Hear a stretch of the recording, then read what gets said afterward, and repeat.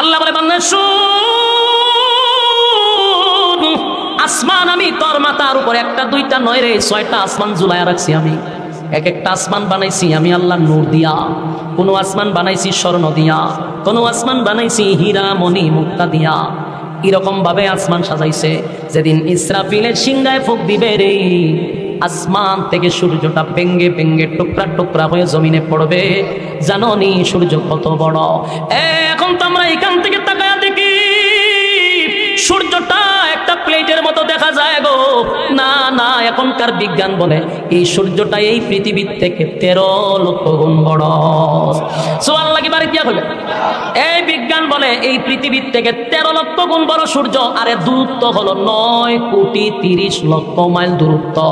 সুবহানাল্লাহ।